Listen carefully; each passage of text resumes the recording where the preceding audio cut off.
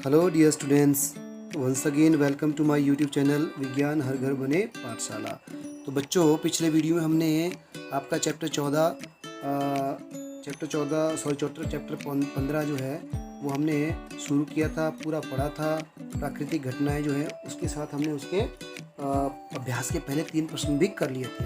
तो आज बारी है अभ्यास के बचे हुए बाकी प्रश्नों की। तो चले शुरू करते हैं।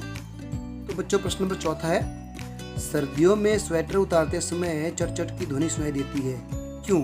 व्याख्या करनी है। तो आप जब सर्दियों में स्वेटर खोलते हो ना बच्चों, तो चट-चट की ध्वनि आती है, ऐसा क्यों होता है? देखिए, आपने जो शर्ट पहनी होती है, ठीक है, और जो आप स्वेटर उतारते पहनते हैं, तो उससे क्या हो जाता है, वह आवेशित हो जाते हैं। इसमें क्या होता है, हमारी त्वचा में रगड़ खाता है स्वेटर के तंतु, और जिससे हमारे बाल भी खड़े हो जाते हैं, आपने देखा होगा।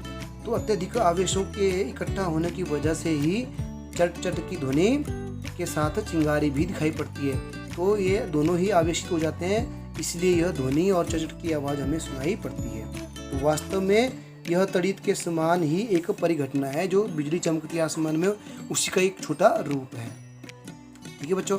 प्रश्न नंबर 5 है, जब हम किसी आवेशित वस्तु को हाथ से छूते हैं तो वह आवेश अपना खो देती है, व्याख्या कीजिए। तो ऐसा क्यों होता है? अब देखिए, जब हम किसी आवेशित वस्तु को अपने हाथ से पकड़ते हैं तो हम अपने हाथों के द्वारा जो आवेश जो है हमारे हाथों से हमारे पाँव के होते हुए ज़मीन में चला जाता है। ठीक है, जब यह आवेश ज़मीन में चला जाता है तो हम इसको बोलते हैं भू संपर्कण। इसके द्वारा क्या होता है, आवेश बिल्कुल क्षीण हो जाता है और आवेश खत्म हो जाता है। तो यही कारण है कि हम जब किसी आवेशित वस्तु को अपने हाथ से छूते हैं तो अपना आवेश खो देती है। प्रश्न नंबर 6 क्या है बच्चों? उस पैमाने का नाम लिखिए जिस पर भूकंपों की विनाशी ऊर्जा मापी जाती है। इस पैमाने पर भूकंपी की माप 3 है। क्या इसे भूकंप लेखी या सिस्मोग्राफी में रिकॉर्ड किया जा सकता है? क्या इसके लिए अधिक हानि होगी? देखिए, पहला क्वेश्चन तो ये बनता है इसमें कि उस पैमाने का नाम लिखिए जिसके द्वारा भूकंप की विनाशी ऊर्जा मापी जाती है। तो वो पैमाना है रिएक्टर पैमाना, यानी रिएक्टर स्केल। तो रिएक्टर स्केल या रिएक्टर पैमाने के द्वारा ही हम भूकंप को मापते हैं कि तीव्रता कितनी है। ठीक है। अब जो दूसरा प्रश्न है, तो इसका मतलब है कि जो 3 है ना, हाँ, हम उसे भूकंप लेखी में रिकॉर्ड कर सकते हैं। ठीक है, इसको हम भूकंप लेखी में रिकॉर्ड कर सकते हैं, परंतु यह बहुत हानि पहुंचाने वाला नहीं होगा, इससे ज़्यादा हानि नहीं होगी। ठीक है। अब आते हैं बच्चों अगला प्रश्न, प्रश्न नंबर 7, तड़ित से अपनी सुरक्षा के 3 उपाय बताइए। तो मैंने आपको जब चैप्टर पढ़ाया है उसमें मैंने आपको डिटेल में समझाई ये चीज़ें। तड़ित से अपनी सुरक्षा के उपाय बताइए। तो इसमें क्या क्या उपाय करने चाहिए बच्चों हमें तड़ित से बचने के लिए? देखिए, सबसे पहले तो हमें क्या करना चाहिए, जब भी जहाँ तड़ित हैं, तो अगर हम बाहर हैं तो हमें क्या करना चाहिए? अगर हम बाहर हैं तो हमें खुले मैदान में, अगर हम मान लीजिए खुले मैदान में है तो किसी भी पेड़ के नीचे नहीं आना चाहिए, हमें खुले मैदान में दूर तक जाना चाहिए और एक अपने आप को सिकुड़ कर बैठ जाना चाहिए। ठीक है, ये हम खुले मैदान में है तो ज़मीन पर हमें सिमट कर और अपने घुटनों के बल बैठ जाना चाहिए नीचे। अगर हम वाहन में हैं तो वाहन के अंदर ही रहना चाहिए, हमें बाहर नहीं आना चाहिए और वाहन को धीरे धीरे चलाकर खुले स्थान पर ले जाना चाहिए। और तीसरा, हमें जब तड़ित होती है, अगर घर के अंदर है तो हमें विद्युत तारों और धातु की चीज़ों को ना छूना चाहिए और उनको हमें बंद भी कर देना चाहिए पहले। इसके अलावा जब बिजली चमक रही हो तो खुले में जो तालाब होते हैं वहाँ पे भी स्नान करने से बचना चाहिए, स्नान ना करें। तो इस तरह से हम तुरंत तड़ित से अपनी सुरक्षा कर सकते हैं। अब आता है प्रश्न नंबर 8, आवेशित गुब्बारा दूसरे आवेशित गुब्बारे को प्रतिकर्षित करता है, जबकि अनावेशित गुब्बारा अनावेशित गुब्बारे द्वारा आकर्षित किया जा सकता है। व्याख्या करें। इसका क्या कारण है बच्चों? देखिए, इसका कारण क्या होता है, आपको पहले बताया, जो एक समान आवेश होते हैं बच्चों, वो एक दूसरे को क्या करते हैं, आकर्षित करते हैं, प्रतिकर्षित करते हैं। यानी आपका पॉजिटिव आवेश जो है एक दूसरे को क्या करेगा, एक दूसरे को वह रिपेल करेगा, एक दूसरे को दूर भेजेगा। लेकिन अगर पॉजिटिव और नेगेटिव आवेश हैं तो वो क्या करेगा, एक दूसरे को आकर्षित करेंगे। ठीक है, वो एक दूसरे की तरफ जाएंगे। तो इस प्रकार जो है पॉजिटिव आवेश एक दूसरे को क्या करते हैं, प्रतिकर्षित, एक समान आवेश एक दूसरे को प्रतिकर्षित करते हैं। तो यही कारण है बच्चों कि आवेशित गुब्बारा दूसरे आवेशित गुब्बारे को प्रतिकर्षित करता है क्योंकि दोनों ही आवेशित हैं। अब हम जानते हैं आवेशित वस्तु अनावेशित वस्तु को आकर्षित करती है, इसलिए अनावेशित गुब्बारा दूसरे आवेशित गुब्बारे द्वारा आकर्षित किया जा सकता है। ठीक है, तो ये भी हो गया बच्चों। अब प्रश्न नंबर 9। प्रश्न नंबर 9 क्या है?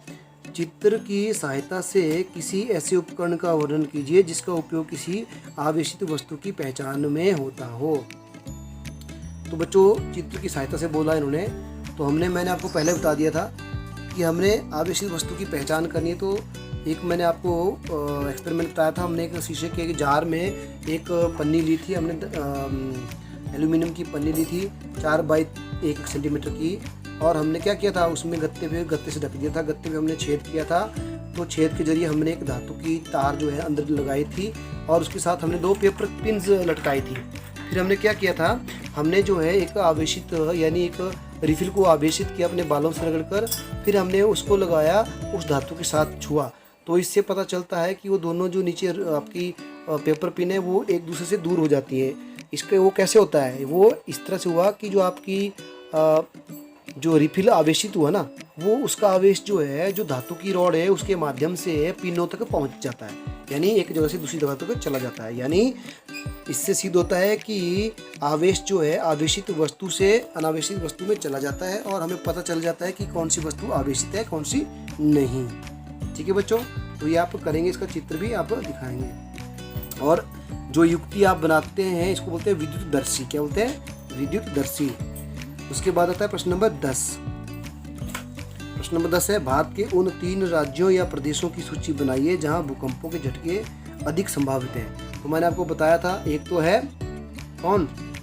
जम्मू कश्मीर। ठीक है, वहाँ पे आपका कश्मीर में जो है बहुत ज़्यादा झटके आते हैं, भूकंप बहुत आता है। दूसरा राजस्थान है। तीसरा कच्छ का रण यानी गुजरात है, गंगा के मैदान है। तो ये सभी चीज़ 4 जगह के नाम है, 4 राज्यों के आप 3 के नाम दीजिए जहाँ पे भूकंप के झटके अत्यधिक आते हैं। इसके बाद है प्रश्न नंबर 11 बच्चों। मान लीजिए आप घर से बाहर हैं। पहली बात है आप घर से बाहर हैं और भूकंप के झटके लग रहे हैं। अब आप अपने आप को बचाव कैसे करेंगे, क्या क्या सावधानियाँ बरतेंगे? आप घर से बाहर हैं तो सबसे पहले क्या करें? सबसे पहले तो आप भवनों, वृक्षों तथा ऊपर जाती हुई विद्युत लाइनों से दूर रहें, अपने आप को इनसे दूर रखें, और खुले स्थानों पे ढूंढें, खुले स्थानों पे जाएं जहाँ पे क्या हो, ना ये दीवारें हो, ना इमारतें हो, ना बिजली की तारें हो, ना पेड़ हो। तो वहाँ पे आप जाके लेट जाएं। ठीक है, यदि वाहन में हो आप तो बाहर नहीं निकलें और गाड़ी की शीशे पर बंद करके धीरे धीरे वाहन को चलाते हुए खुले स्थान पर पहुँचा दें। तो इस तरह से आप अपने आप को खुले स्थान पर भूकंप से बचा सकते हैं। तो ये भी हो गया बच्चों। अब इस चैप्टर का अंतिम प्रश्न है प्रश्न नंबर 12 या 12 प्रश्न है। मौसम विभाग यह भविष्यवाणी करता है कि किसी निश्चित दिन त्वरित झंझा की संभावना है, और मान लीजिए उस दिन आपका बाहर जाना भी बहुत ज़रूरी है, तो क्या आप छतरी लेके जाएंगे? व्याख्या कीजिए। देखिए बच्चों, ये बड़ी ऑब्वियस सी बात है कि आपको मौसम विभाग ने बताया हुआ है कि आज त्वरित झंझा आने की संभावना है और आपको उस दिन बाहर जाना पड़ना है। तो आपको उस दिन छतरी लेकर बाहर नहीं जाना चाहिए। क्यों? मैं बताता हूँ कारण क्या है। अगर आप छतरी लेकर बाहर जाओगे तो आप जो है सुरक्षित नहीं है, क्योंकि छतरी जो है आपके लिए सुरक्षित नहीं होगी। क्योंकि जब त्वरित झंझा या एक प्रकार का जो है गर्जना और बादल आते हैं तो एक प्रकार का विद्युत विसर्जन होता है। विद्युत विसर्जन, जैसे मैंने आपको बताया था ना, बिजली चमकती है और छाते की डंडी जो है लंबी होती है, धातु की बनी होती है। तो छाते की डंडी से, धातु की डंडी से बनी हुई हो, अगर मान लीजिए आपको बाहर बिजली चमक रही है तो हो सकता है वो त्वरित जो है बिजली है धातु की डंडी से होते हुए आप तक पहुंच जाए और आपको आघात पहुंचा दे। तो इसीलिए यह बहुत खतरनाक रहेगा। इसलिए आपको त्वरित झंझा वाले दिन जो है क्या नहीं लेके जाना चाहिए? छतरी नहीं लेके जाना चाहिए। तो इसी के साथ बच्चों आपके पाठ 15 कुछ प्राकृतिक घटनाएं इस चैप्टर के सभी अभ्यास के प्रश्न पूरे हो जाते हैं। मुझे उम्मीद है आप बच्चों को ये अच्छे से समझ आए होंगे और आपने इनको अच्छे से समझा होगा और नोट किया होगा। अगर आपको ये लिखना और नोट करना रह गया हो तो आप बीच में वीडियो को पॉज करें, ध्यान से देखें और रिवाइंड करके देखें, तो आप इनको नोट करें। ठीक है, चलिए इस वीडियो को यहीं ख़त्म करते हैं। मिलते हैं अगले चैप्टर में, अगले वीडियो में। तब तक के लिए अपना ध्यान रखिए, सुरक्षित रहिए और पढ़ते रहिए।